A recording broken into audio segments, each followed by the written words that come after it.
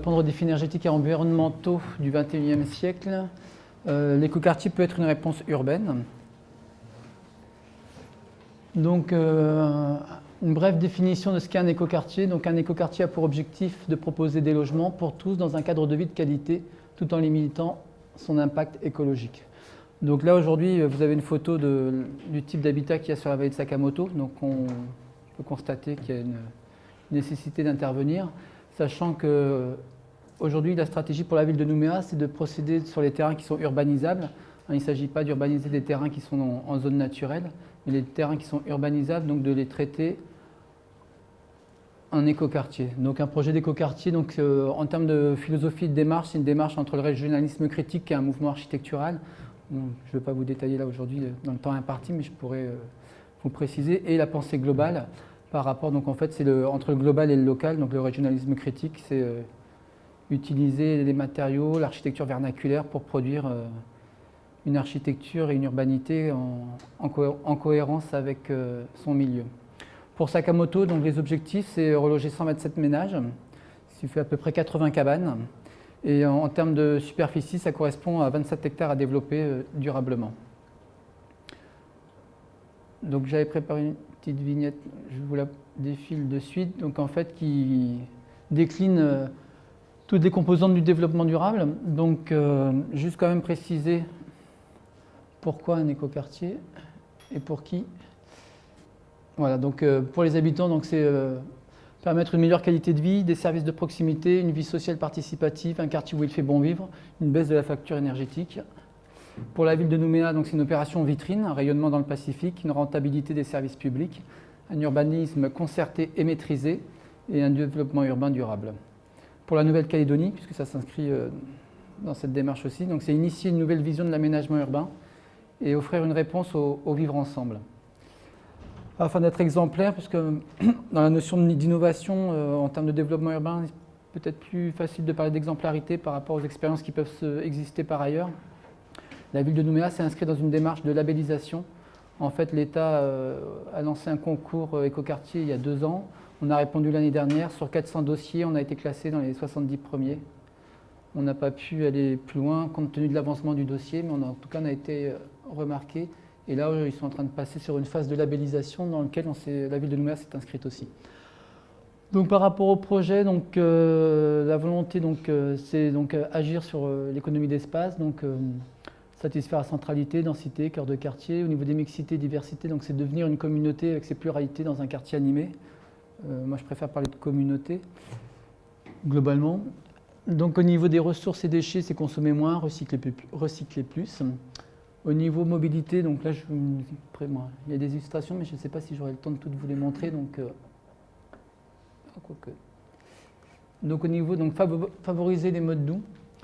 Donc il y a des expériences qui existent, donc on est tout à fait dans la capacité de les reproduire. C'est dès qu'un passant marche par une action mécanique, le mouvement se transforme en électricité. Et au bout de 2000 pas, un réverbère peut s'allumer durant 3 heures. Donc la bioénergie est aussi pas mal utilisée. Bon, il y a des actions en termes de mobilité, de déplacement.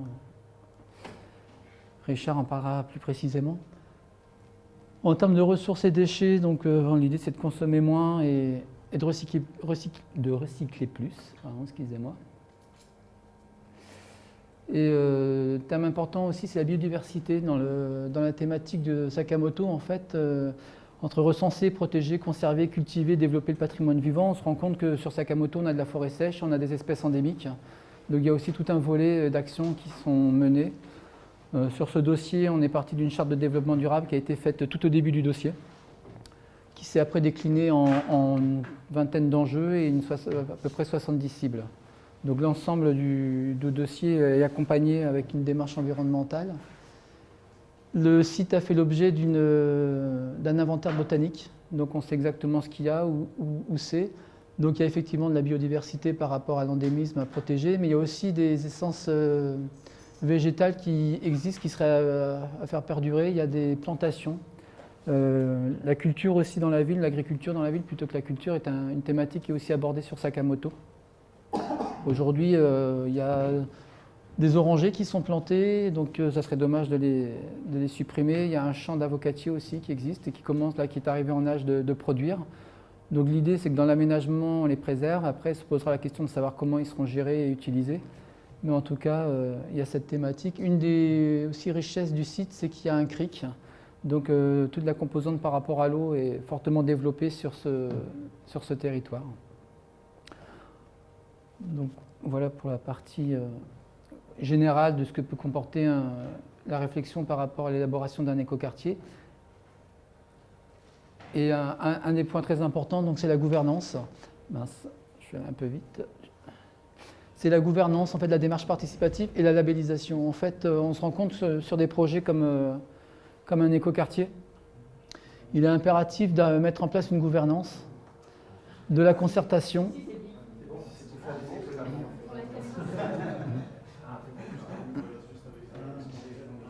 Voilà. Donc, par rapport à la démarche de développement durable, on a un peu tendance à oublier la gouvernance. Donc, effectivement, c'est un point pour lequel la ville de Nouméa était très attachée dès le départ. Il y a un certain nombre d'instances, des comités techniques, des groupes de travail, des ateliers spécifiques qui sont menés justement pour avoir l'ensemble des éléments sur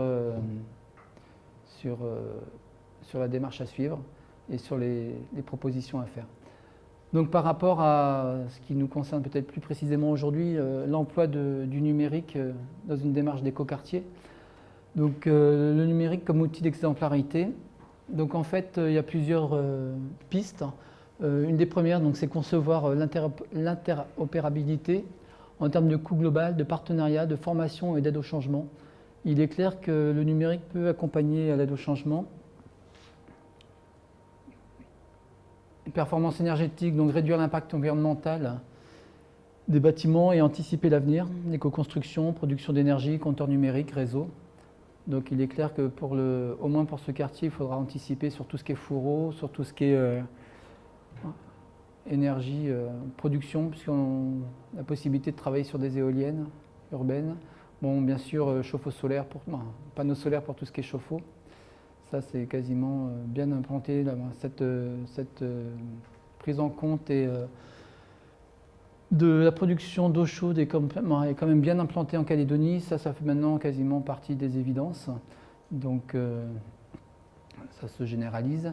Un point important aussi sur lequel le numérique peut être un outil, c'est stocker l'information pour partager, concerter, évaluer, mémoriser, archiver et permettre la consultation de tous les types de documents se rattachant à l'écoquartier tout le long du projet, que ce soit au niveau de la phase conception par rapport aux aménageurs, aux archives, permettre aux gens de consulter les documents préalablement à des réunions publiques.